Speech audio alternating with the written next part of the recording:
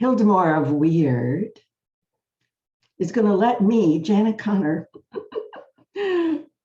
tell you a few things from last Sunday's Notes from the Field. Week 11. Week 11. 11, a master number. Lots of things are happening in week 11 in Notes from the Field. You know, 2022 is the year we're learning to listen to love. Learning to listen to love. And I think what we're going to learn, what we are learning, is to listen to the song, the long, long, sweet, holy song that our souls have been singing and singing and singing and singing. And we're finally learning to listen. I'm Janet Connor, prayer artist, mystic witch, mistress of the thresholds, and producer and director in the Theater of the Miraculous. And this is Hildemore of Weird, brought to life through the sacred hands of Polly Patton Brown, the grandmother of creativity in Shropshire, England. So in this week 11, we are going to explore the strange, and it's strange, mystical pretzel that you and I call time. Friends, soul riders, mystics, and lovers of prayer, a very strange thing happened in this 11th week of the year. Really, really strange, but at the same time, really thrilling. And we think perfect. It happened because I am in the very early stages of developing a witch mystery school that will open later this summer. Ever since the Return of the Witches pilgrimage last summer, I've known something was coming, something more was wanted, but I didn't know what. I sensed the witches from the past. You can see some of them in the painting from the Return of the Witches.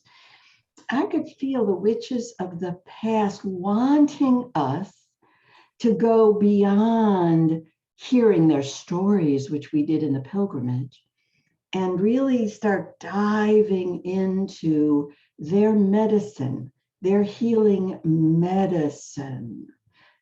So I could feel that coming, but I had no idea what it might look like, what I might be asked to create. So you know what happens? Joan of Arc happens. I wrote it in the newsletter as Q Joan of Arc. I guess she has to bypass Janet. Janet's not paying attention. Anyway, she bypassed me. Now, I grant this is a really wild story, and I'm only going to tell you the tiniest version of it right now. In a future newsletter, I will tell you the whole story. But here's the gist.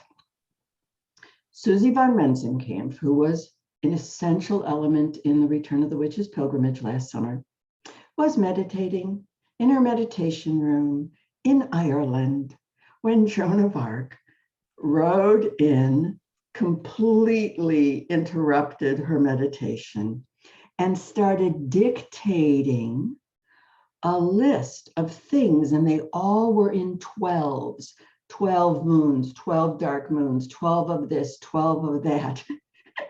And Susie described this experience as there she is in her chair, looking up, so to speak, at this enormous white charger. Joan dictated to her from the top of the horse. Now, you know what? Susie didn't know Joan of Arc had a white war horse. I thought that detail was pretty astonishing. Anyway, I guess Joan got a little like, come on, Susie, don't you get it? Don't you get it? And Susie's writing down these 12 things, these things in 12s. And finally, Joan says, call Janet, she'll know.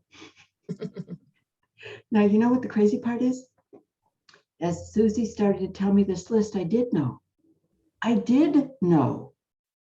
So I got to work. I mean, really, if Joan of Arc rides into anybody's meditation, anybody's prayers, you pay attention. So I started to get to work.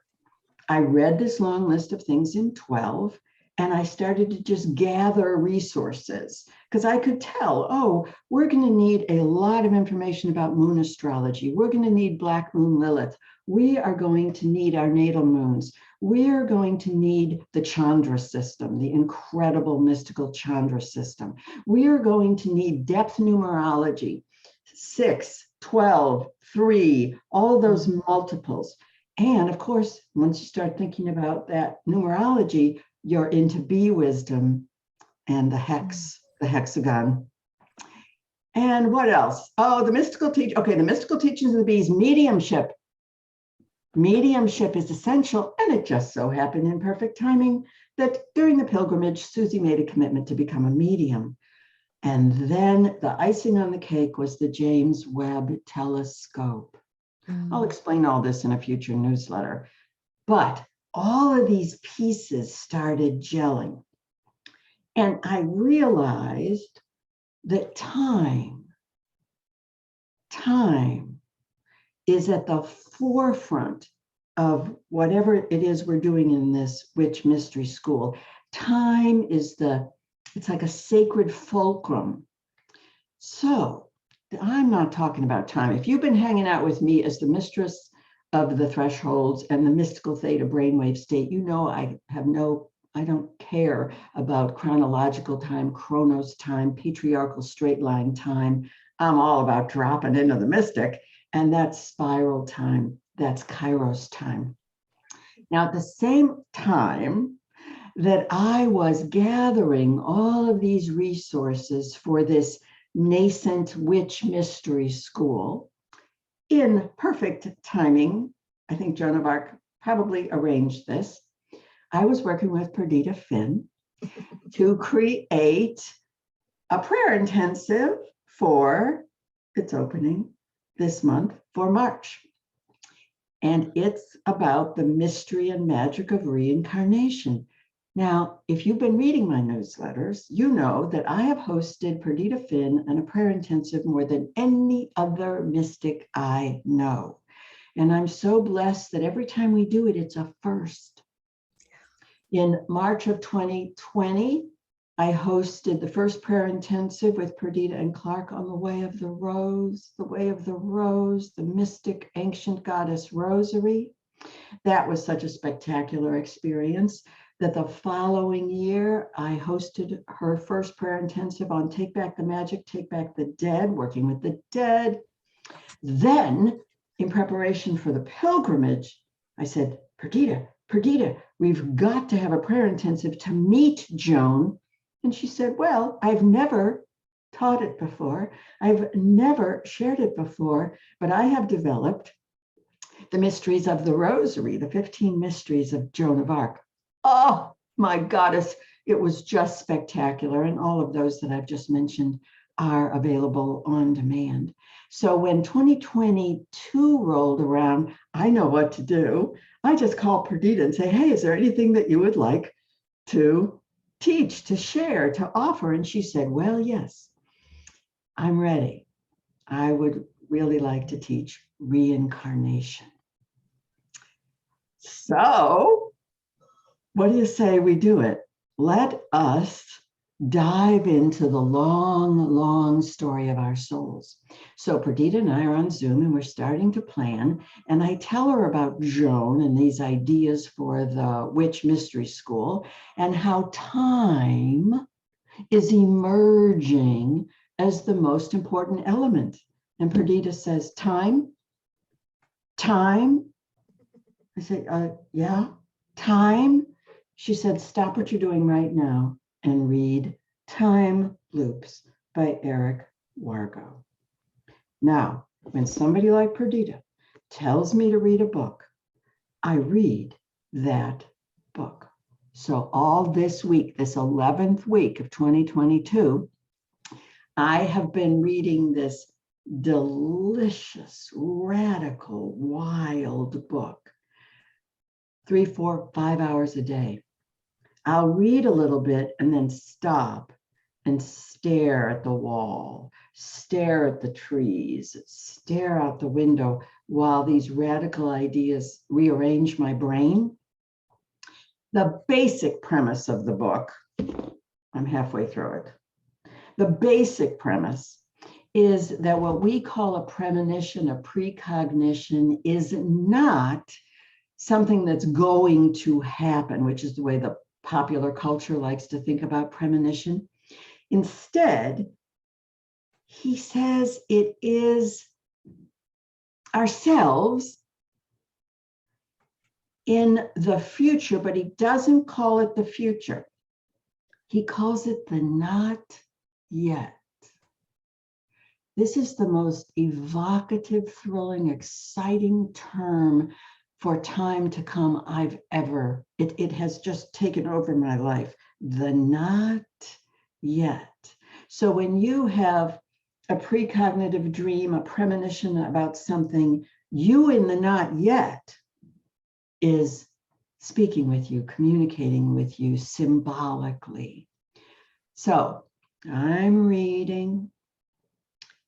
And then I came up with this idea of, well, if he calls the future the not yet, I'm going to call the past the once was.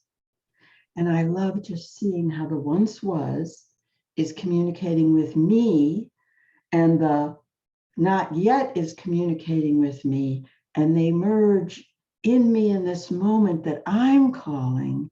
This isn't Eric Wargo. And this language might evolve, but this is where I am right now, that the once was is in communication with me, and so is the not yet. And they are cooking me in the possible now, the possible now. So while I'm having this conversation with Eric Wargo and Hildemore, and in Deep Soul Writing, and following this sort of Mobius strip of the once was and the not yet to create the possible now, at that exact same time, I asked Perdita Finn, as I ask everybody that's going to be the primary teacher in any one of my prayer intensives, hey, would you like to speak directly to the readers of Notes from the Field, instead of me saying this is what Perdita will be teaching or will be offering?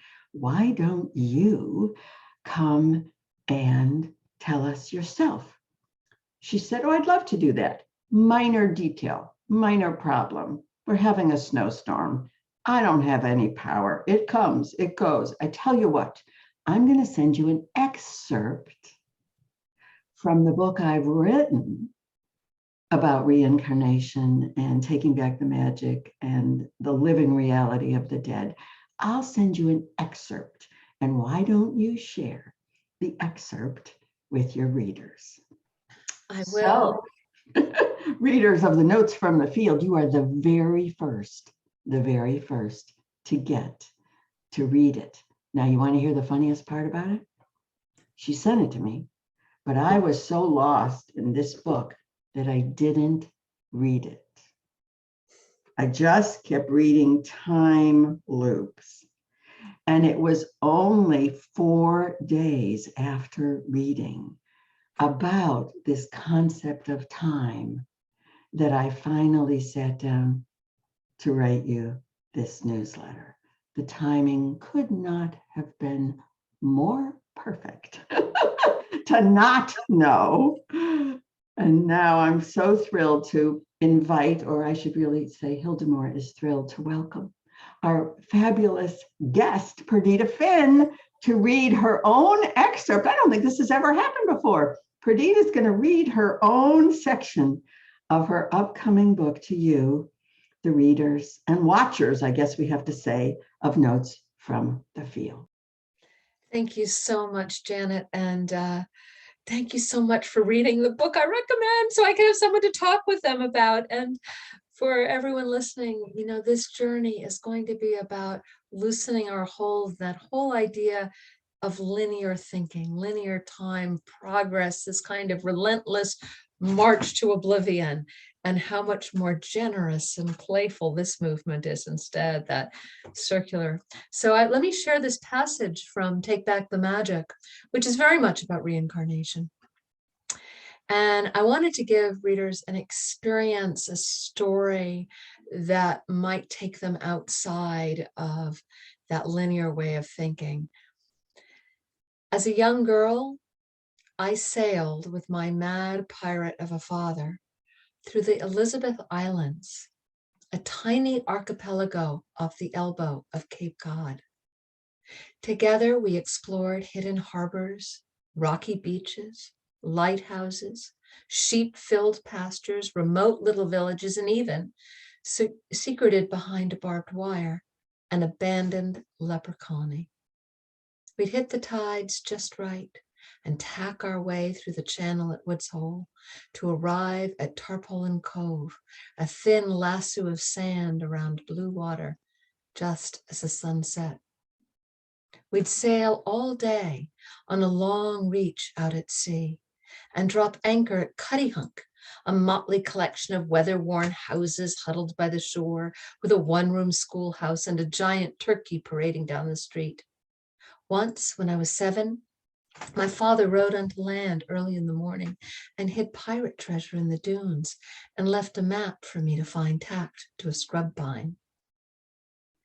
Each island in that archipelago has its own character. Some are piles of barnacled rocks, and others hilly heavens hiding the mansions of millionaires.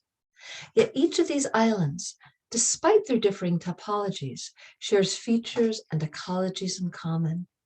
Birds carry seeds back and forth from one to the other. The tides ebb and flow along their shores in the same rhythms with the moon. They are continuously being created and recreated from the same energy beneath them. They are different and they are alike. They exist simultaneously in that possible now Janet was describing, where the once was and the not yet arrive in us. Beneath the water, they are one. Our past lives are like these islands spread out across the ocean. Each exists separately, distinctly itself, and yet simultaneously part of that larger whole that is our soul. We each have big lives and small lives. We have lives where we have lived in mansions, fishermen's huts, and hidden away in forgotten leper colonies. We have lives that are far off and hard to see from where we are standing right now. Sometimes the smell of a flower in bloom wafts along on the breeze, and we wonder where it is growing. Sometimes it is the smell of fire. In our dreams at night, we swim in the oceans of our unconscious, arriving at long forgotten beaches, staring up at steep cliffs, feeling sharp shells and soft sand beneath our feet as we reach the shore. How does reincarnation work? People often ask. Stuck inside of linear notions of time and narcissistic fantasies of evolutionary or spiritual progress, we think we should be getting better and better, new and improved every day in every life. How do we keep hierarchical systems of domination from transforming the entangled mysteries of reincarnation into lineages of inheritance and fundamentalist notions of reward and punishment, heaven and hell? What if the genealogies of the soul are a vast and complex archipelago of islands? What if all those islands are within us? We have all been so many things, so many someones, saints and sinners, victims and executioners, heroes and fools. We've been animals and trees, weeds and flowers, mountains and streams.